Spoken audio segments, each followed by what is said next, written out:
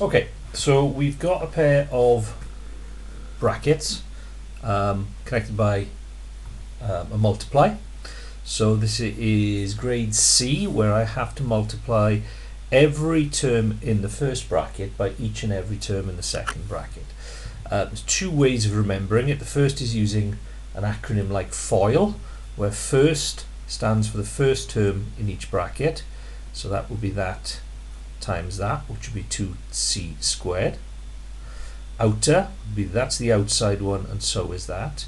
Or if we bounce with an arrow, it's that times that, which would be minus 5c. Inner is these two, which is plus, and remember we're multiplying, so that's 3 times 2, which is 6c. And then last are the last term in each bracket, which will be 5 3s are 15. And then the sign, one is positive, one is negative. If the signs are different, when you multiply, the answer is negative. We can then look, we can't simplify any c squareds because there's only one c squared term. We can simplify the c's because there are two of them. We're starting on the number line at negative 5, and we're adding 6, which will take us to plus c, or if you wrote plus 1c, that would be fine. And then there's no other number only term to give you the minus 15. The other way that we looked at when we're getting rid of brackets like this was to put it into a sort of multiplication wall, and you could do that, that would be fine. So you'd put the c and the plus 3 along the top of the wall, and then the 2c and the negative 5 on the bottom, and then you'd fill in each cell by multiplying the corresponding row and column. So c times 2c is 2c squared, 3 times 2c is plus 6c, signs are the same, just don't write the plus in. That would be minus 5c, and that would be minus 15. So the contents of the squares of the cells are the same as what we've written there. The only difference is that if that's all you've done, you're not going to get the mark because you haven't produced a line of algebra. So if you've done it that way, in order to get any of those marks, you would need to write it like that, and then for the final mark, again, you would combine the two c terms to get that.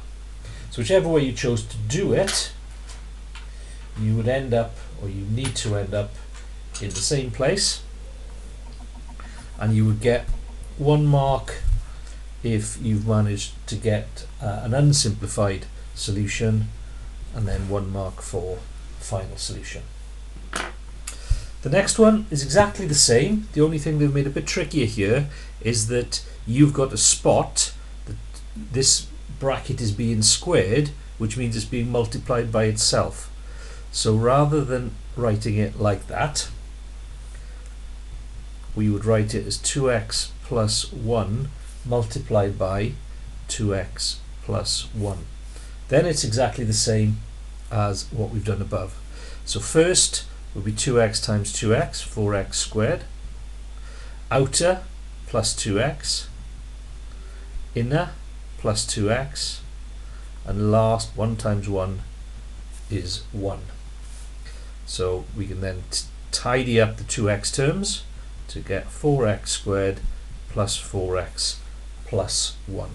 If you wanted to do the block method, cell method,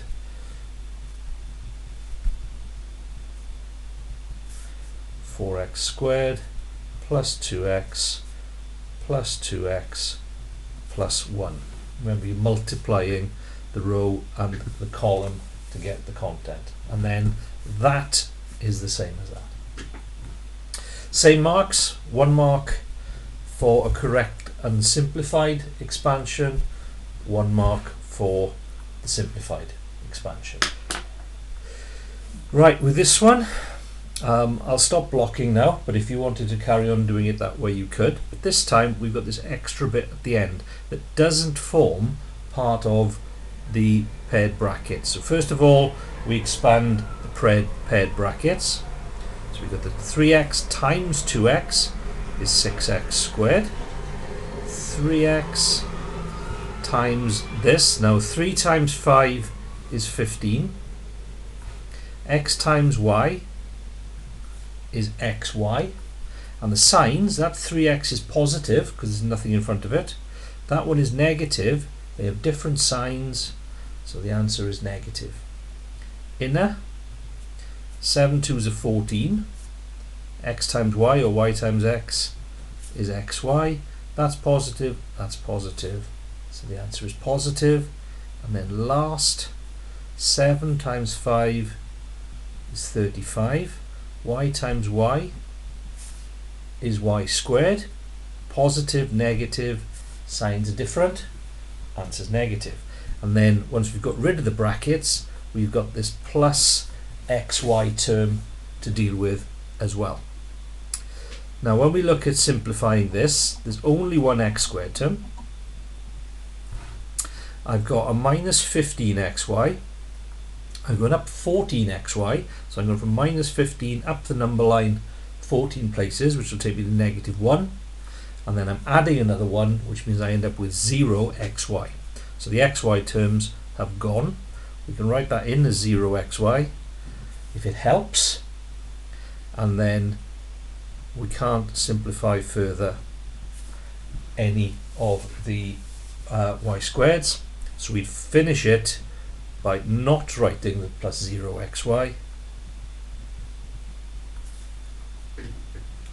So that would be the solution for that one. So with this, there'd be a method mark because you're expanding the bracket and you're including the plus xy. There would be an accuracy mark for correctly expanding the bracket, and then there'd be a final answer mark for the x squared minus 35y squared. Okay, then we come to the identity. So with an identity, if you remember, we don't have an equal sign, we have an equivalence sign, which is like an equal sign with 3 lines. So all we're doing here is showing, or all we need to do is show that if we manipulate the left hand side, we end up with exactly the same as we get if we manipulate the right hand side of that is equivalent to symbol. Okay, so this is right grade B, top of the grade B range. So if we expand out that side, we get from this first pair of double brackets 2x squared minus 5x plus 4x minus 10. And then I have this extra pair here which we have to repeat. So we've got 1 times 3 is 3, so it would be plus 3 plus 2x minus 3x minus 2x squared minus x times that.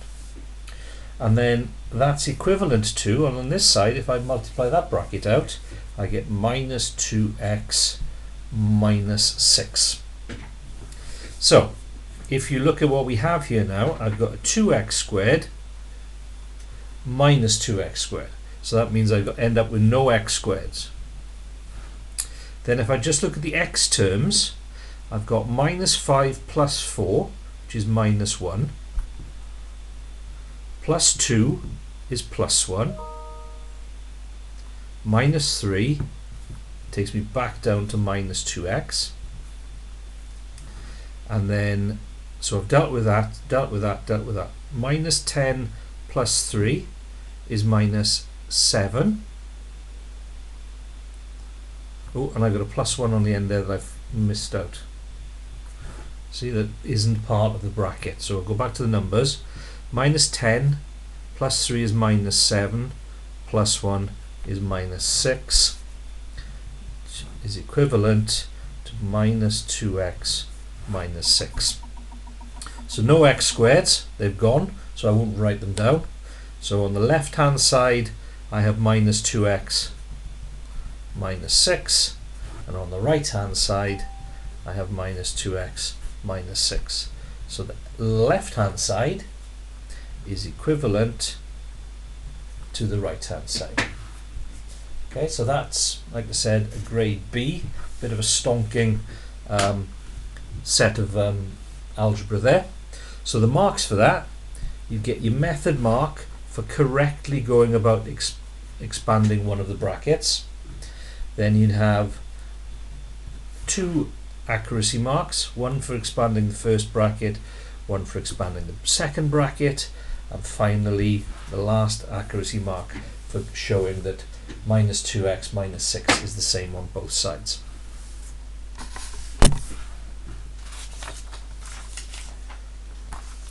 Then we come to the second half of the paper, which is all to do with doing the opposite of expanding double brackets by factorizing. So if we're factorizing x squared plus 11x plus 24, we recognize it's a quadratic because we have an x squared term, an x and a number, so we know that we're looking for double brackets with an x and an x. Then the method we use is we look for the multiples, sorry, the factors, the factor pairs of 24. So we list the numbers that multiply together to give 24. So it's 1 and 24, 2 and 12, 3 and 8, 4 and 6, 6 and 4. So all of those pairs of numbers multiply to give 24. Once we have that little grouping there, we know it's repeated, so we know that we've got them all. And now I'm looking for the pair that will combine to give plus 11. And straight away I can see 3 and 8 add to 11. No other combination there will give me 11. And to make 11, they both need to be positive. So that's the factorizing bit. And then hence solve the equation bit would be, now I can write this equation as x plus 3, x plus 8 equals 0. And I just have to write down the 2x values that will make this 0. So that would be the value of x that would make that bracket go to 0, which would be negative 3, because minus 3 plus 3 is 0. So we say either x equals minus 3 or negative 3, or what value of x would make that go to 0, which would be negative 8. So those are the solutions to that equation. So the marks for that would be 1 mark for the first bracket, 1 mark for the second bracket, and 1 mark for the pair of solutions that come from it. So same again, factorize, it's a quadratic. So I know I need the pair of double brackets.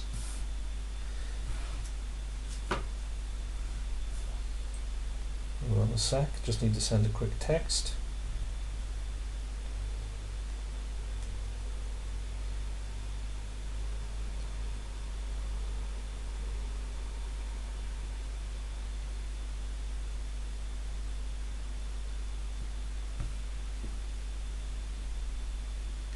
Okay, so pair of double brackets. Again, we're looking for a pair that multiply to give 24. So it's the same as I've got listed there. But this time I'm looking for them to combine to make 5. Well, the only pair of numbers there that could make 5 are 3 and 8. And it would be 3 and 8 to make plus 5. I'd have to have a minus 3 and a plus 8. If I'm starting at the number line at minus 3 and going up 8, I end up with plus 5. So I haven't listed those again because they're there, but if that was the only question, you would do so. And then that would be the factorize bit. And then the hence solve means that I can now write that equation as x minus 3, x plus 8 equals 0. So to make the first bracket go to 0, this time x would need to have plus 3 as its value. Or, in this one, it would need to be negative 8. So 3 marks to that again. 1 mark for each bracket, 1 mark for the final pair of answers. And then the last question. So this time I'm listing all the numbers that multiply to give 45.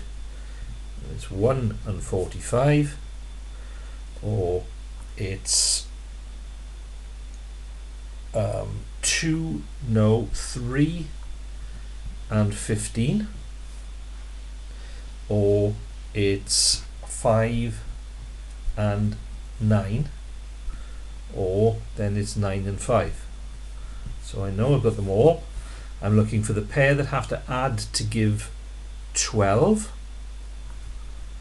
So the ones that will produce 12 are going to be 3 and 15.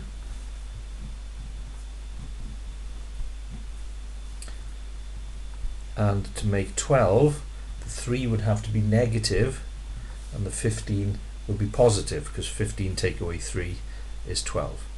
So that's the factorizing. So that means for the equation, rather than writing it like that, I can write it as x minus 3, x plus 15 equals 0.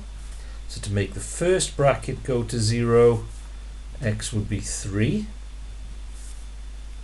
And to make the second, so either or, to make the second bracket go to 0, that would have to be negative 15. So you have minus 15 plus 15 is 0. 3 marks again, same way, 1 for each bracket, 1 for solving the equation. And that's it. That's factorizing and quadratic equations and solving them.